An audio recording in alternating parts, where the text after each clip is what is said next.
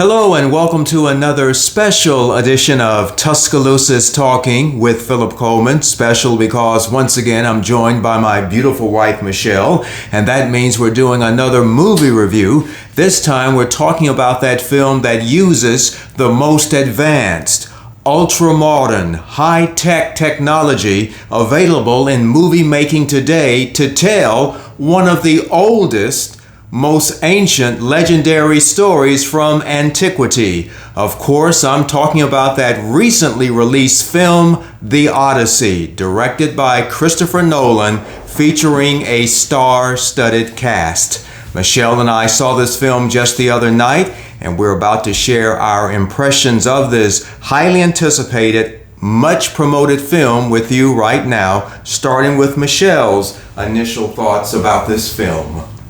I thought it was a great movie. I enjoyed it a great deal. I love the story, and I love the star-studded cast. And let's jump off from that point and talk about that cast. I find the casting of this movie to be very creative and to be very appropriate. Let's start with Helen of Troy, the face that launched 1,000 ships, as that famous poem says. And this time, Helen of Troy is portrayed by the African actress Lupita Nyong'o. And she became familiar to many of us Americans through that movie that came out a few years ago called 12 Years a Slave, in which Lupita Nyong'o played the part of an enslaved woman on a plantation in the antebellum South. Well, now she's playing Helen of Troy, a woman so beautiful that her beauty literally led to a horrific war between two states, and she is excellent in this role. She gives a whole nother dimension to the role, to the character of Helen of Troy. I am also impressed by the fact that Zendaya portrays the goddess Athena in this movie. She is also very effective in this role, a very sympathetic goddess Athena in this particular movie. And I also am very impressed. I am very impressed by the presence and the acting of that Latino actor and writer, John Leguizamo, who portrays the main character, Odysseus, very loyal, very dedicated friend in this movie. And of course, the casting goes on. We have Anne Hathaway as the long-suffering queen, the wife of Odysseus. I say suffering because she's waiting 20 years, literally, for her husband to finally come home from the Trojan Wars. And we also have among the cast, Charlize Theron as a nymph who keeps Odysseus, let's just say, occupied on an island for some 7 years. And we have Tom Holland, the real-life husband of Zendaya, who portrays the son of Odysseus, the son of the Anne Hathaway character, Penelope. And Michelle, tell us more about your thoughts on this very interesting, very creative casting, and how effective you think it is for this particular movie. Oh, I thought it was very effective. I think it was excellent casting, and I enjoyed each one of the big stars in their role. Some of the roles didn't have a lot of speaking parts or a lot of acting. Actually, Zendaya, I would have liked to have seen more of her. She played Athena, a goddess, and just pretty much in Odysseus' mind is where she was, and so there wasn't a lot of Zendaya. There wasn't a lot of Lupita. I would have liked to have seen a little bit more of that. And actually, Lupita played a dual role. She played Helen of Troy, and as well as Helen of Troy's identical twin sister.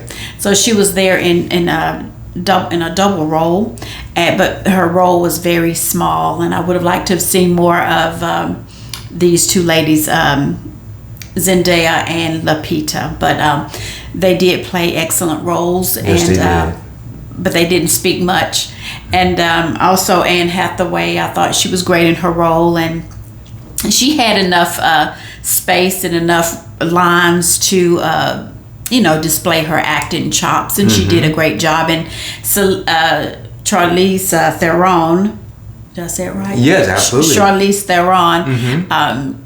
She did great as usual. I don't think she had a whole lot of lines as well, but but she did her part beautifully. And but I think everyone did a great job, especially the main character, Matt Damon as Odysseus. Yes, yes. I just I would not have thought of him for the role, but he was cast in it, and it turned out to be spot on, excellent casting. Yes, he was the right choice for this particular Odysseus. He was very strong, very solid, a good, steady presence throughout all of the movie, and his performance was very appropriate for the overall theme of the movie. Something else that impresses me about the movie is that despite the fantastical subject matter, and we are all familiar with the subject matter, this is that classic, many centuries old Iliad, I should say. I'm an idiot for saying that. The Iliad and the Odyssey, written by the great Greek poet and writer Homer many centuries ago. This is the source material, the Iliad and the Odyssey. So I think many of us are already familiar with the story. And what I'm leading up to say is, despite the more fantastical elements of it, as Odysseus and his men encounter all these mythical creatures on their way home, like the giant one-eyed Cyclops and the island of giants and a sorceress who turns the men to pigs, literally pigs. Yes. They weren't behaving like pigs. In fact, they were rather nice. They were very nice. But they got turned into pigs anyway. Yes. And of course, you informed me that the giant sea monster that turned the ship over is called a Hydra. Yes. And that's a lesson I learned from you there.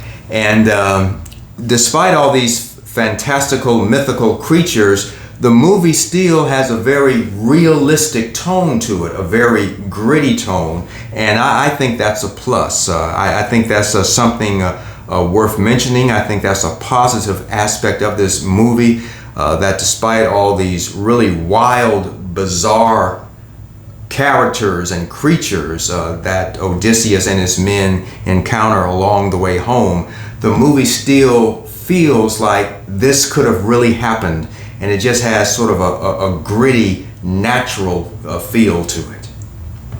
And something else that I think is worth mentioning that makes this movie very special, and I alluded to this in my introduction, is the technology used to make this film.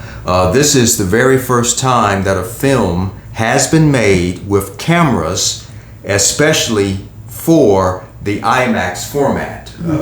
Usually films are made with just what I'll refer to as, in my own terminology, regular digital films that are regular digital cameras, I should say, that are then blown up for the IMAX format. But this film, the Odyssey, it used cameras that were especially made for the IMAX format. I think they are called 70 millimeter IMAX cameras. And this new type of camera was used to film this movie. And I believe I heard Christopher Nolan, the director himself, say in one of the interviews I saw that this leads to a more sharp, crisper image for us, the audience, to see. Something else giving the movie a very unique and a very different look that I think is worth mentioning is that even though the movie itself, the story itself, is confined to the Mediterranean Sea, we're talking about ancient Greece and ancient Troy, even though the action takes place in the Mediterranean Sea around Greece and Troy, the movie was literally filmed in far-flung, exotic locations all around the world, including Iceland, for example. And this sort of gives the movie a very different, very unique look, because the way the sun filters through and shines in these different locations is very different from the type of sunlight we experience here in America or North America. This gives the movie a different look, and also the landscape of these far-flung, exotic, diverse places around the world where the movie was filmed.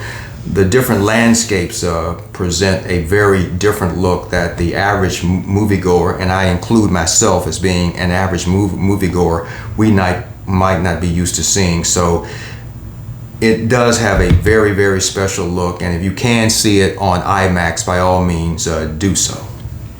I agree. Yes. Yes. And now, what does kind of trouble me just a little bit about this movie, and I'm going to say ahead of time, I am going to recommend it.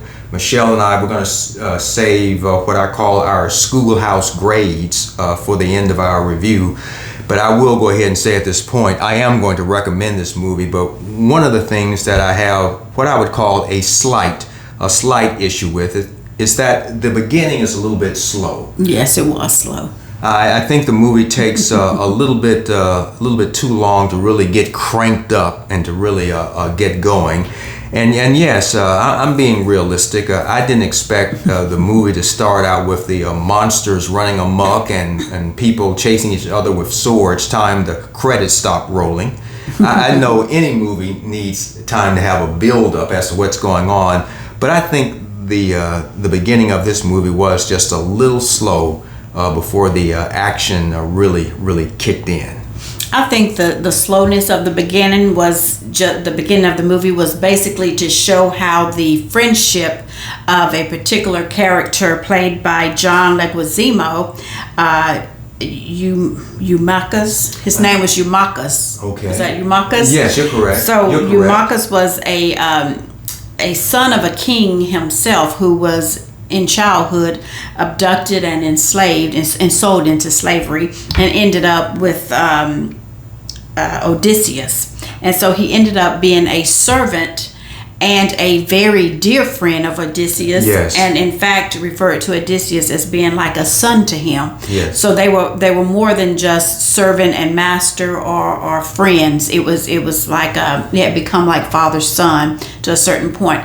And also at the beginning of the movie, it had to develop these little idiosyncrasies of Odysseus that at the end of the movie would be displayed in these little idiosyncrasies displayed by Odysseus at the very end. He came back from war after 20 years. He comes back not as Odysseus, but as a beggar. As a beggar.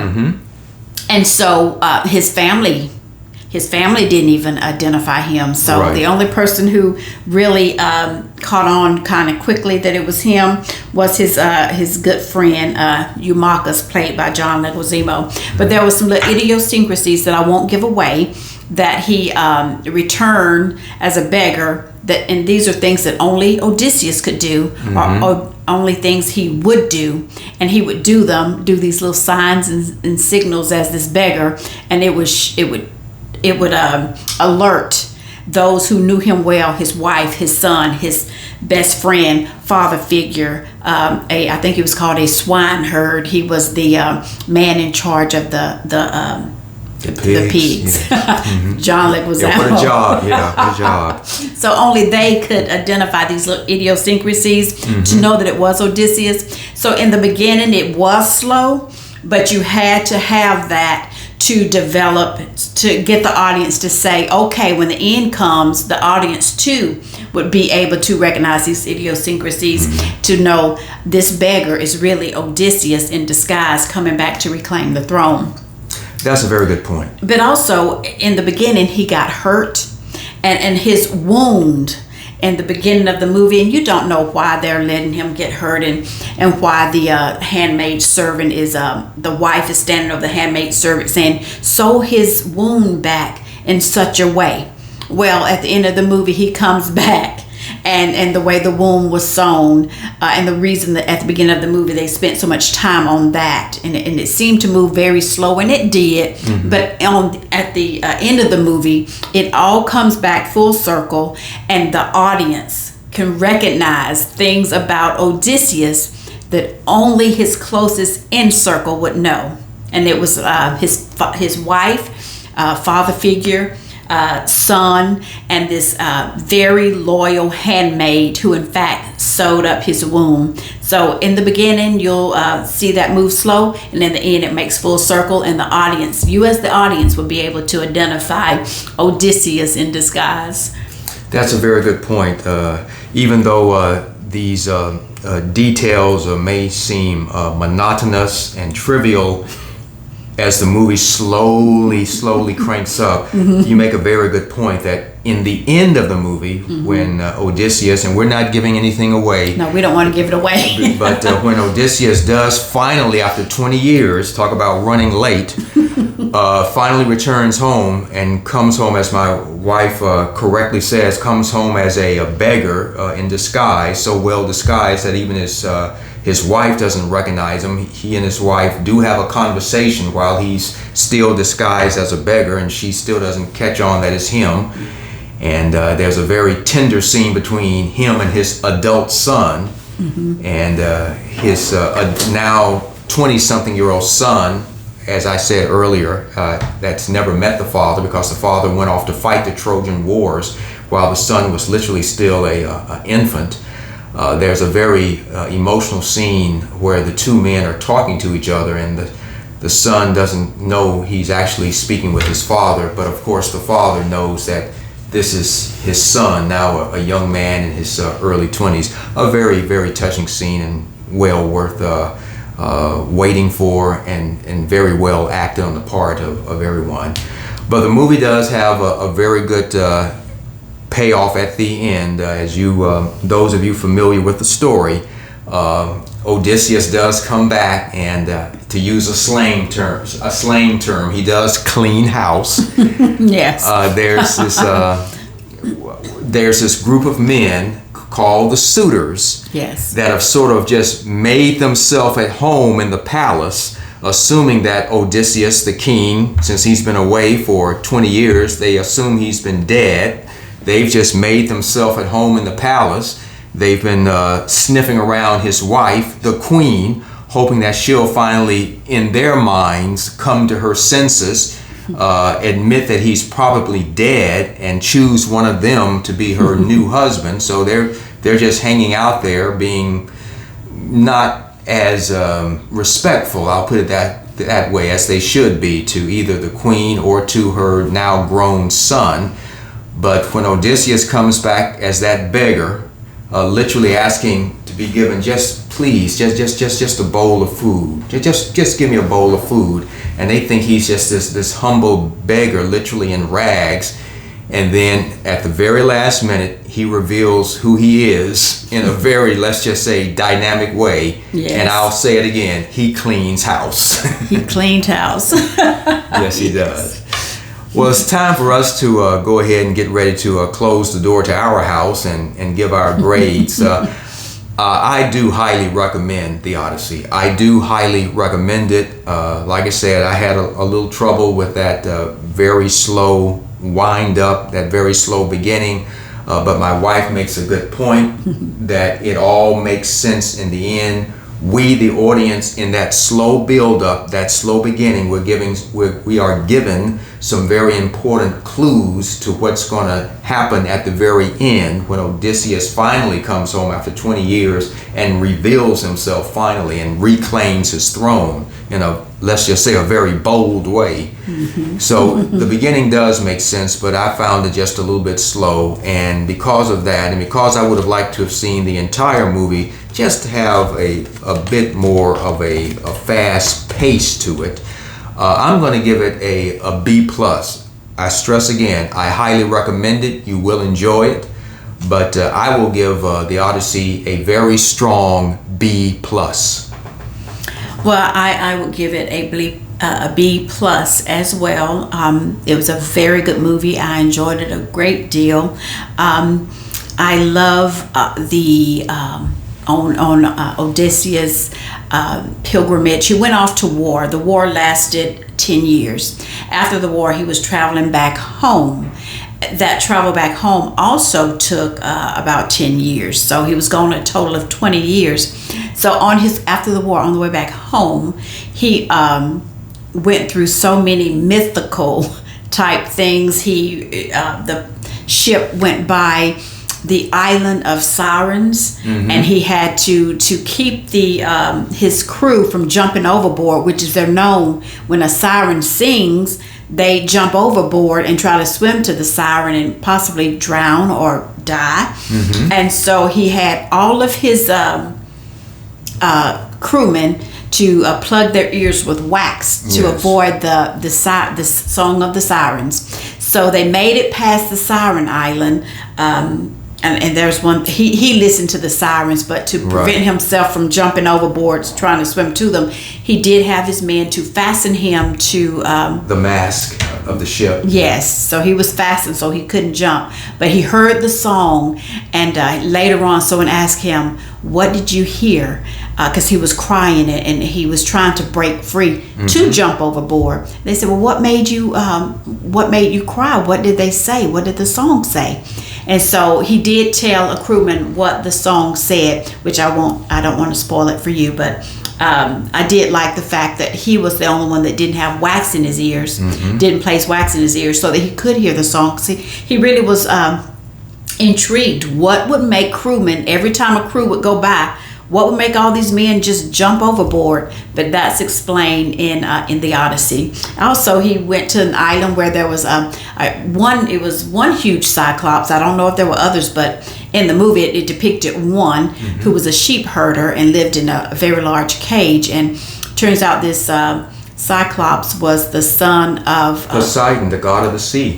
He was the son of Poseidon, and so because there was a run-in between the men and this cyclops, because they were there to try to get provisions for the ships. They were trying to get fresh water from the rivers, try to hunt for meat, and the cyclops was a sheep herder.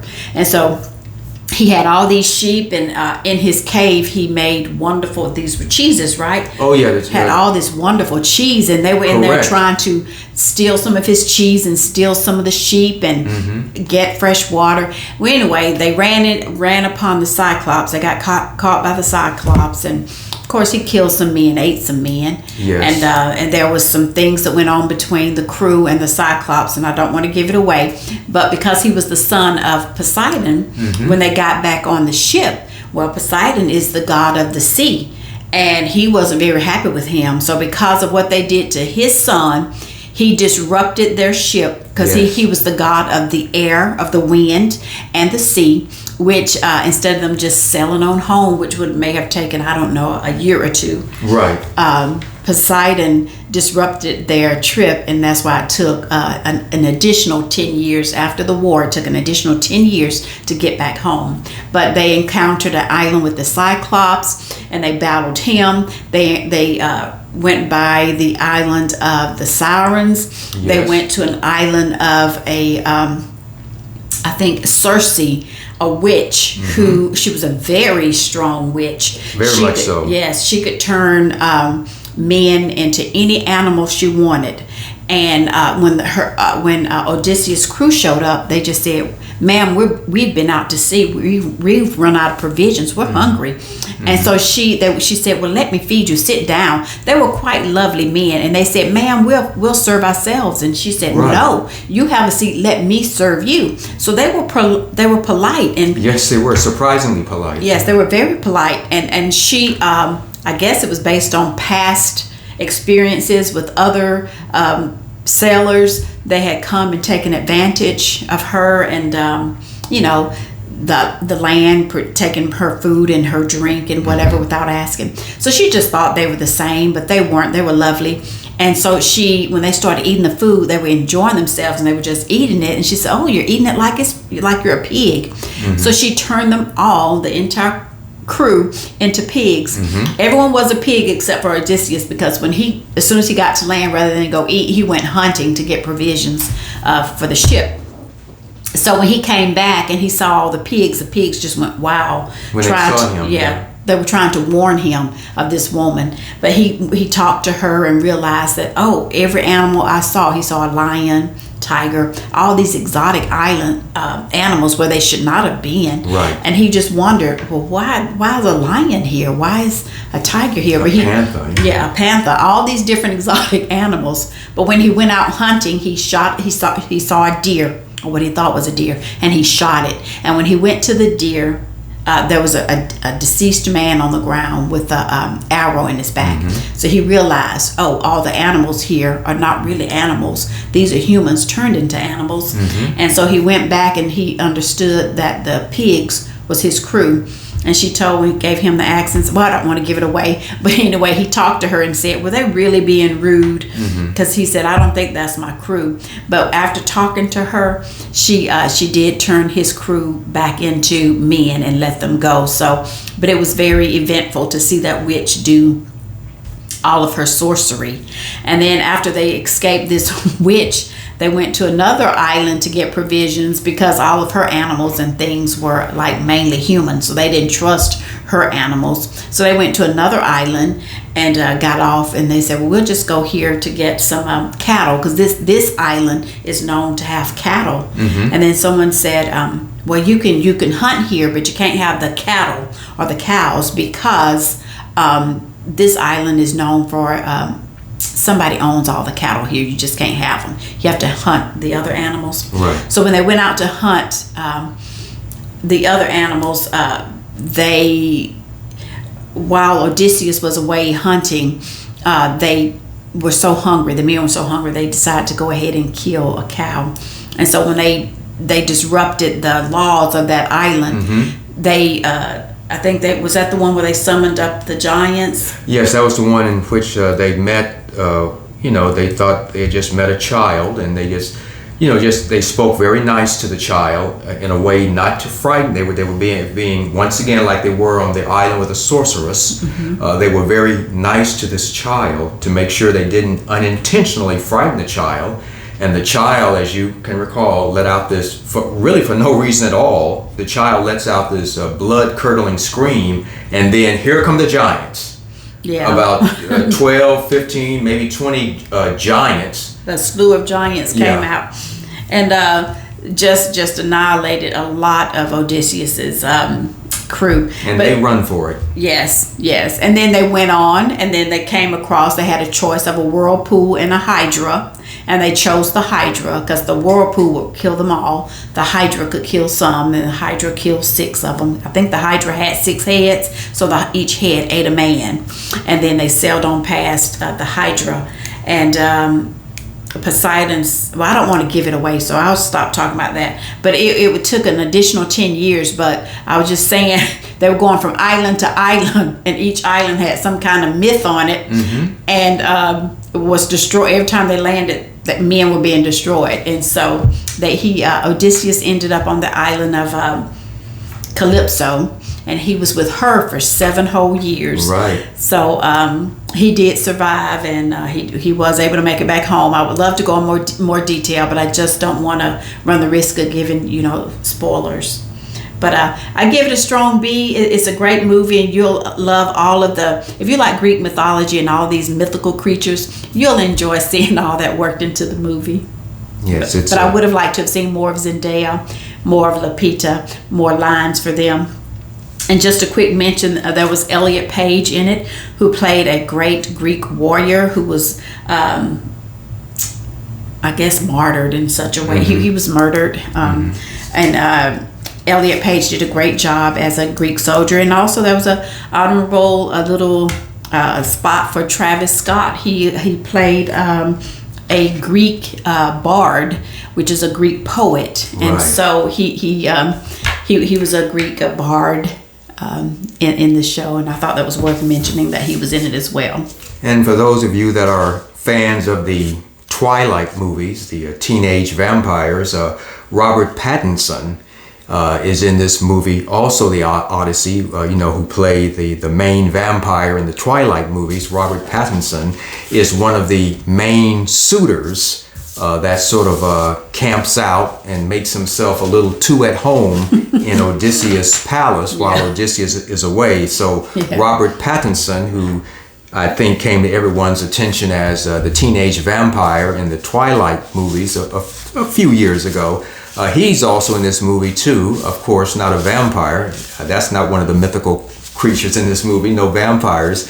But Robert Pattinson is one of the suitors who is hoping that the queen will eventually concede that Odysseus has probably died and choose him to be her new husband. So Odysseus, we do see Robert Pattinson in this movie as well as one of the suitors in the film. That's just another bit of clever casting in this movie that for those of you who are into the Twilight films, you might want to know that Robert Pattinson is very much in this movie too. Yes. Well, again, we're going to let that do it. So we just wanted to let you know whether or not the Odyssey will float your boat. I threw that in since so much of the action takes place on a boat. Yes. And so we think it will float your boat and well worth you spending the almost 3 hours. I think it has a running time of 2 hours and 52 minutes. I think I heard someone say that the movie is actually 2 hours and 52 minutes, but it is well worth your time. And it didn't seem like 3 hours to me at all. It went by very quickly. It's so visually interesting to look at, and so much is going on with the mythology, and not to go on into a whole nother direction, but they even find a way to work in the story of Troy when there's a scene in which Odysseus is trying to remember what has happened to him. He does have a bit of amnesia on his way home, and he's trying to remember what's happened to him. So there's a flashback scene in which they even show the famous Trojan horse. Mm-hmm. That's in the movie as well. So there's so much going on that it doesn't feel like it's almost 3 hours long. So to keep this review from feeling like it's 3 hours long, we're going to conclude now, and we thank you for watching. As always, we ask you to please like, share, and subscribe. And we will certainly see you next time.